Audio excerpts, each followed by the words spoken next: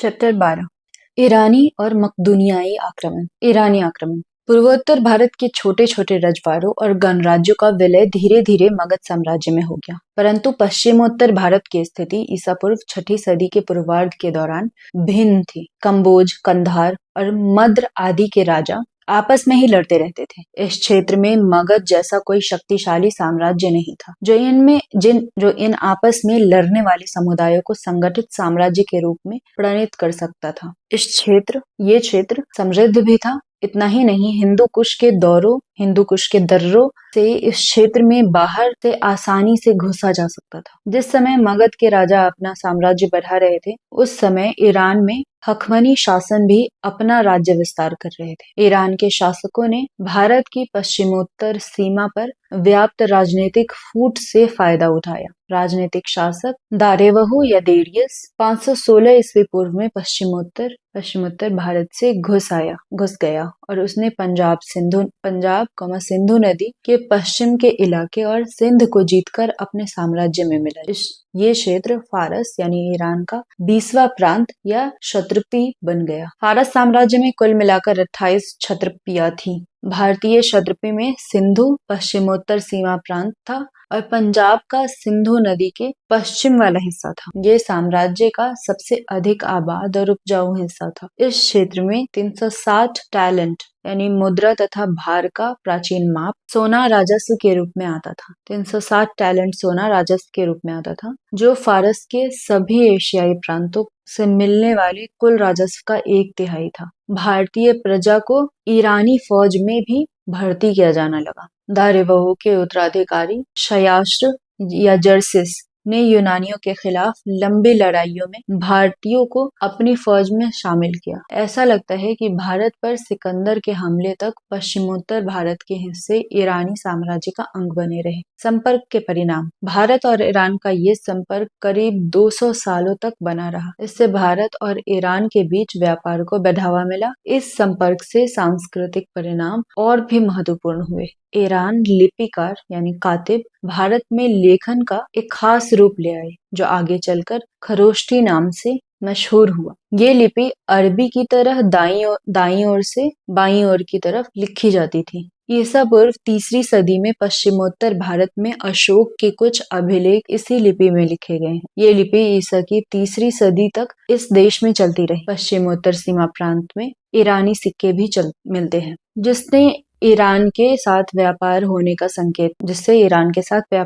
संकेत मिलता है। किंतु ये सोचना गलत होगा कि ईरान के साथ संपर्क के परिणाम स्वरूप ही आहत मुद्राएं भारत में प्रचलित हुई। फिर भी मौर्य वास्तुकला पर ईरानी प्रभाव स्पष्ट रूप से दिखाई पड़ता है। अशोककालीन स्मारक, विशेषकर घंटा के आकार का गुंबद, कुछ हद तक ईरानी प्रतिरूपों पर आधारित थे। अशोक के राज्य देशों की प्रस्तावना और उनमें प्रयुक्त शब्दों में भी ईरानी प्रभाव देखा जा सकता था। उदाहरण के लिए, ईरानी शब्द लिपि के लिए अशोककालीन लेखकों ने लिपि शब्द का प्रयोग किया। इसके अतिरिक्त यूनानियों को भारत की अपार संपत्ति की जो जानकारी मिली थी, वो इन ईरानियों के जरिए ही। इस जानकारी से भारत की संपत्ति के लिए उनका लालच बढ़ गया और अंतोगत्वा भारत पर सिकंदर ने आक्रमण कर दिया। सिकंदर का आक्रमण। ईसा पूर्व 4ठी सदी में विश्व पर अपना आधिपत्य स्थापित करने के लिए यूनानियों और ईरानियों के बीच संघर्ष हुआ।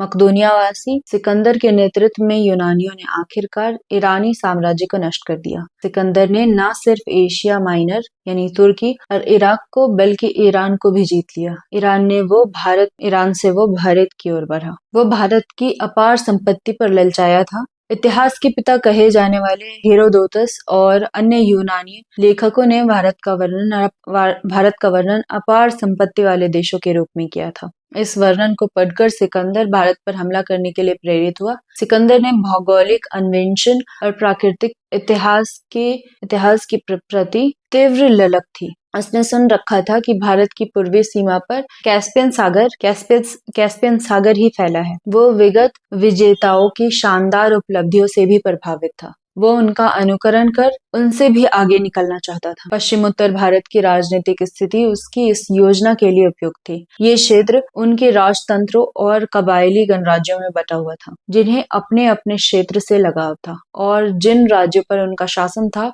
उसने उनसे उन्हें बड़ा गहरा प्रेम था। सिकंदर ने पाया कि इन रजवाड़ों को एक एक कर जीत लेना आसान है। इन इलाकों के शासकों में दो सुविख्यात थे। पहला तक्षशिला, तक्षशिला का राजा अम्बी, और दूसरा पोरस, जिसका राज्य झेलम और चिनाब के बीच पड़ता था। दोनों ने एक साथ मिलकर सिकंदर को आगे बढ़ने से रोक सकते थे। दोनों एक साथ मिलकर सिकंदर को आगे बढ़ने से रोक सकते थे, मगर वे दोनों संयुक्त मोर्चा नहीं बना सके और न ही खैबर दर्रे पर कोई निगरानी रखी गई। ईरान पर विजय पा लेने के बाद सिकंदर काबुल की ओर बढ़ा, जहां से खैबर दर्रा पार करते हुए वो 326 ईस्वी पूर्व में भारत में आया। सिंधु नदी तक पहुंचने में उसे 5 महीने लगे। तक्षशिला के शासक आम्भी ने आक्रमणकारी के सामने तुरंत घुटने टेक दिए। सिकंदर ने अपनी फौजी ताकत बढ़ाई और खजाने में हुई कमी को पूरा किया। झेलम नदी के किनारे पहुंचने पर सिकंदर का पहला और सबसे शक्तिशाली प्रतिरोध पोरस ने किया। सिकंदर ने पोरस को हरा दिया, मगर वो उस भारतीय राजा की बहादुरी और साहस से बड़ा प्रभावित हुआ। इसलिए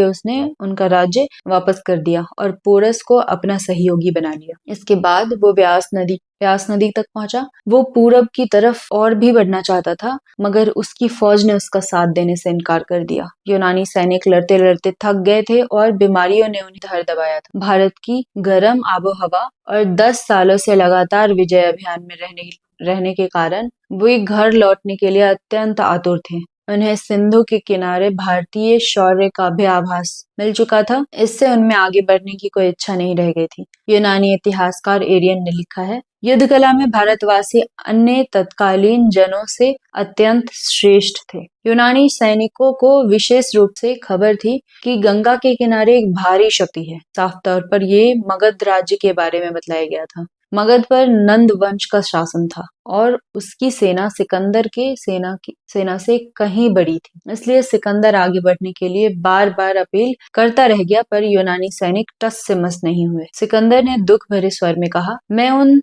दिलों में उत्साह भरना चाहता हूँ जो निष्ठाहीन और कायरतापूर्ण डर से दबे हुए हैं। इस प्रकार वह राजा जो अपने शत्रुओं से कभी नहीं हारा, अपने ही लोगों से हार मानने को मजबूर हो गया। वो वापस लौटने को बाध्य हो गया और पूर्वी साम्राज्य का उसका सपना अधूरा रह गया। वापस लौटते हुए सिकंदर ने भारतीय सीमा के अंत तक पहुंचते पहुंचते अनेक छोटे छोटे गणराज्यों को पराजित कर दिया। वो भारत में लगभग 19 महीने 326 ईस्वी पूर्व से 325 ईस्वी पूर्व तक रहा, जिसके दौरान उसने हमेशा लड़ाइयों में ही लगा रहा। उसे अपनी जीते हुए भूभाग को सुव्यवस्थित करने का शायद ही मौका मिला। फिर भी उसने कुछ प्रबंध किए। अधिकांश विजित राज्य उनके शासकों को लौटा दिए गए जिन्होंने उनकी अधीनता स्वीकार कर ली थी, परंतु उसने अपने भूभाग को 3 हिस्सों में बांट दिया और 3 यूनानी गवर्नरों, स्थानीय शासकों के हाथ सौंप दिया। इस क्षेत्र में अपनी सत्ता कायम रखने के उद्देश्य से उसने यहाँ कई नगर भी बसाए। सिकंदर के आक्रमण के परिणाम। सिकंदर के आक्रमण ने प्राचीन भारत के निकट संपर्क में आने का अवसर दिया। इसके कई महत्वपूर्ण परिणाम निकले। सिकंदर का भारतीय अभियान खूब सफल रहा। उसने अपने साम्राज्य में एक नया भारतीय प्रांत जोड़ा जो ईरान द्वारा जीते गए भूभाग से काफी बड़ा था। ये अलग बात है कि यूनानी कब्जे का भारतीय भूभाग जल्दी ही तत्कालीन मौर्य शासकों के कब्जे में चला गया। इस आक्रमण का सबसे महत्वपूर्ण परिणाम था भारत और यूनान के बीच विभिन्न क्षेत्रों में प्रत्यक्ष संपर्क की स्थापना। सिकंदर के अभियान से 4 भिन्न स्थल मार्गों और जल मार्गों के द्वार खुले। इससे यूनानी व्यापारियों और शिल्पियों के लिए मार्ग प्रशस्त हुआ और व्यापार की तत्कालीन सुविधाएं बढ़ी। यद्यपि कहा जाता है कि कुछ यूनानी सिकंदर के आक्रमण से पहले भी पश्चिमोत्तर भारत में रहते थे, तथापि आक्रमण के फलस्वरूप इस इलाके में और यूनानी उपनिवेश स्थापित हुए। उनमें अधिक महत्व के थे काबुल क्षेत्र में सिकंदरिया शहर, झेलम के तट पर बुकेफाल और सिंध में सिकंदरिया। इन क्षेत्रों को तो मौर्य शासकों ने जीत लिया, पर इन उपनिवेशों को सफाया नहीं किया और कुछ यूनानी चंद्रगुप्त मौर्य और अशोक के शासनकाल में भी वहां बने रहे। सिकंदर को उस रहस्यमय महासागर के